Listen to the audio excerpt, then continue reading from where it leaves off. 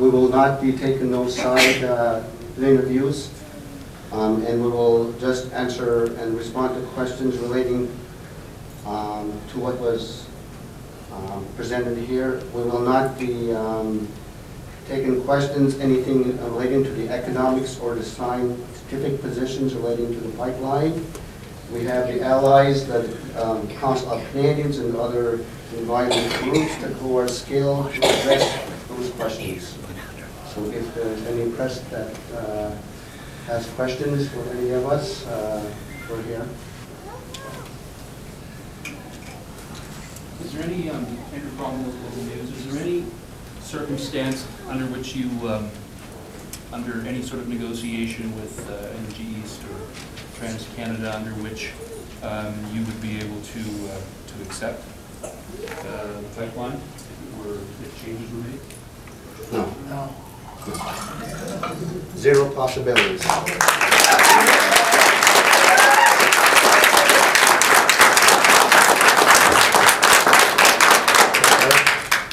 Harry Forrestal from CBC News. One of the arguments made, most often made in favor of the pipeline, is that it removes the oil supply from railways, which are considered a threat to the environment as well. Are you concerned about that? Do you think the pipeline might be a better means of transporting oil than the railways? Or are you satisfied that the railways are a satisfactory method of transportation?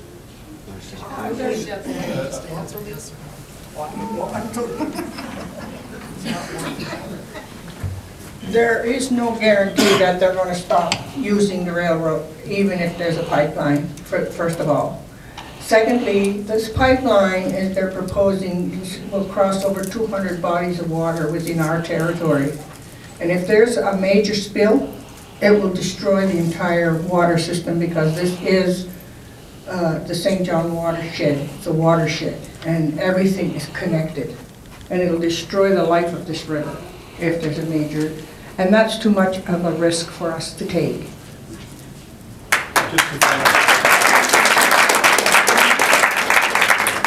Thank you for that. Just to follow up on that point, would the Grand Council also oppose the transportation of bitumen from Alberta by rail? I believe that there's enough evidence out there to say that, and in the face of climate change, I think we should stop extracting oil altogether from the earth.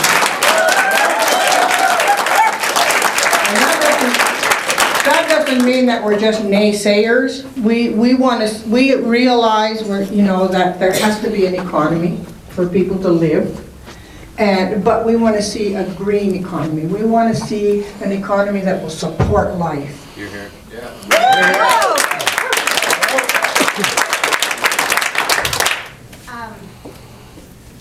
Ron, or I want to know why are you coming forward now? What is it? Is it the National Energy Board process? I mean, this pipeline has been in the works for several years now.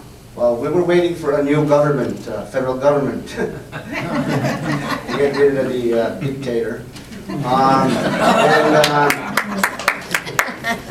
We're just responding to what Prime Minister Trudeau had stated prior and after his election, is that he wants a nation-to-nation relationship, and based on our peace and friendship treaties that were signed, it was a nation-to-nation relationship back then, and we want to sit at the table to discuss them, not to consult, not to accommodate us, but just to discuss. That's the starting point, and they have to honor our peace and friendship treaties, where it specifically states we never surrender no land, and we have to stop all this fossil fuel devastation. Have you sent that invitation along? Pardon? Have you sent that invitation along? Yes, I sent it to National Minister Jim Carr, and he did respond to me, and he is willing to sit down when next time he comes to New Brunswick to discuss this with the Grand Council. Can you elaborate just a bit more on what you want to discuss with Minister Carr, with the federal government? Just to discuss about our peace and friendship treaties. That would be the start. and that from there, we can start to discuss about the protection of our homeland, and as well as stopping all the fossil fuel disaster that's coming forward. Nothing related to the pipelines? Okay. No. The start is we're going to talk about recognizing us as the Grand Council, and we want a nation-to-nation relationship. We don't start to consult or to accommodate, but no. APTN had recently reported, because in the election campaign, Trudeau has been very much, you've been talking about First Nations veto power, but he's sort of backing away a little bit from that. And he is pro-Energy East, he has made statements. So do you feel like there's a shift? I mean, how optimistic are you, I guess, that he'll listen?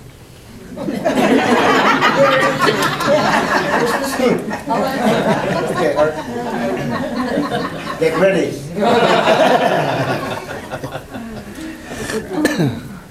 Thank you for that question, APTN. Before elections, during his campaign, listening to him with all his promises and blah, I kind of started chuckling to myself because I knew the responsibility of the Prime Minister of a country was way beyond what he was able to deliver in his campaign promises. When he started, he really didn't say that he wasn't going to go through with it, but then he didn't say that he was. So he's sitting, in my opinion, on the fence. But he has to, as a Prime Minister, make sure that the country of Canada is taken care of, and all its people that live within it. But for us, as a traditional government of our nation, we also have to do the same. He says that the Indigenous peoples have no veto. Brian Gallant reiterates that message. And when they say that particular statement to all of Canada, they have to be reminded that they are talking of the Indian Act elected chiefs and councils. But the thing that they keep forgetting is that the traditional government of our nations is still in existence. Just because we haven't been forcefully or aggressively active, it's because we respect and abide by the peace and friendship treaties. But the time is now.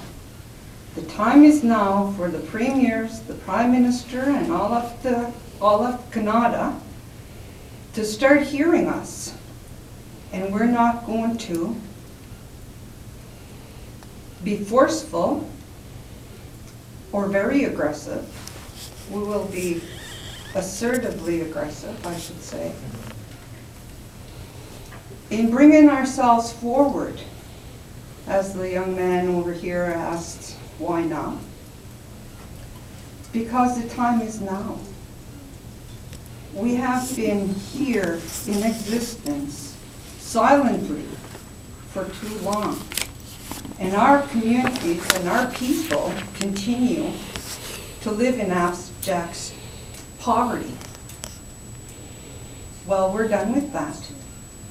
Why should we continue to live in that, on meager means, upon the concentration camps that our people were put on? Why should we? I'll ask that to the Prime Minister and also to the Premier, because the Premier is adamant on bringing that toxic sludge through our homeland. And we're more adamant that it's not going to happen. The Wolastoq women have stood up.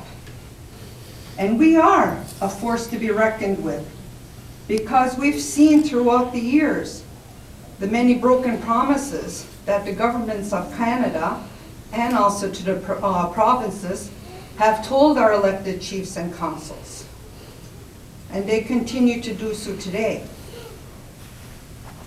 We are not allowing the pipeline to come through our homeland. It's not going to happen. Just like all the other destructive industries that want to come into our homeland. That's not going to happen either. So if the Premier and the Prime Minister really take into consideration just exactly who they are dealing with now regarding destructive industries, they're dealing with the Wolastoq women. And we're not backing down. Woo!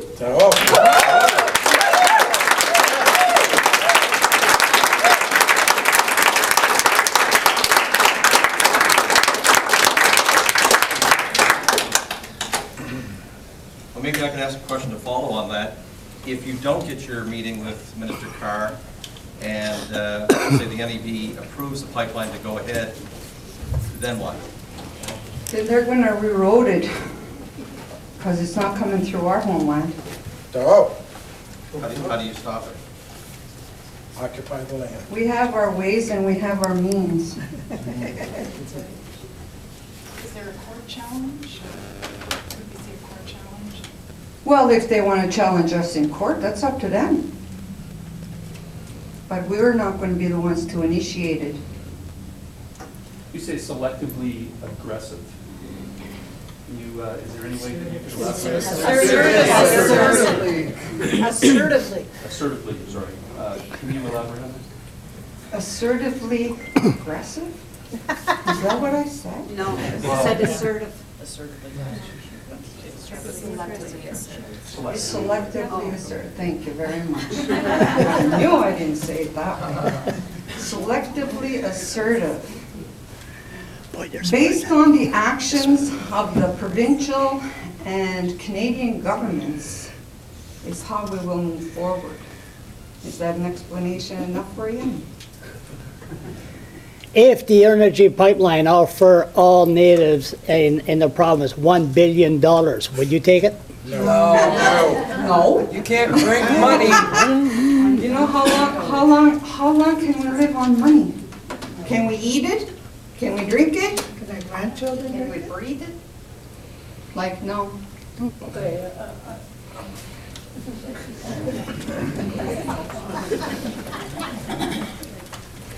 As I mentioned before, I think the way forward, and it's not just Indigenous people, for all of us, and we have many allies, and our allies are growing, as we speak. There's one thing I would like to see, and that is that whoever it is that creates the economy, that they make sure that they involve the value of life in the mix, which I don't believe has been there up to now. I've lived quite a few years, and everything that I've seen happen and watched, I don't see any, what people might consider progress when the earth is being depleted, poisoned, and the water that we drink and the air that we depend on. I mean, how long do we live without clean air? Those values need to be brought into the mix when they're considering a future economy in our territory. And those are the kinds of values and those are the kinds of things that we would like to discuss with the government. There are a lot of people that are in an excellent position right today that could make that change in no time at all. They have the means, they have the knowledge, they have the technology, they have everything. But we have to go into the future with our eyes wide open because our children and our grandchildren depend on it. And And so I think those are the kinds of things that have to be brought to the forefront by all parties, by all people. And we can only speak within our own territory, but those are the things, those are the values and principles that we stand on. We are spiritually connected to our land. We worship the land that we walk on. This place was a paradise when Europeans came here.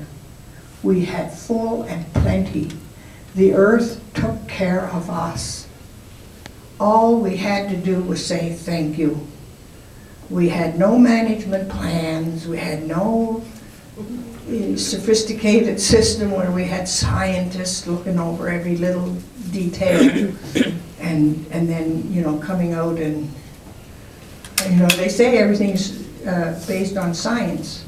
I don't think so. If it was, then we wouldn't be seeing the destruction that we see today.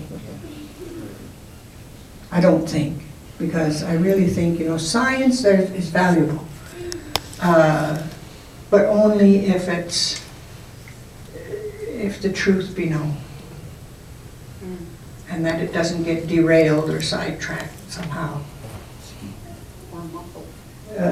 There is absolutely, the bottom line is that we are spiritually, physically, emotionally connected to the land and water and the air that we breathe, and that is the source of all life, not just our own, but those of our relatives in the animal world, birds that fly in the sky. All things have a right to live. And that's what we're about. So, anyway.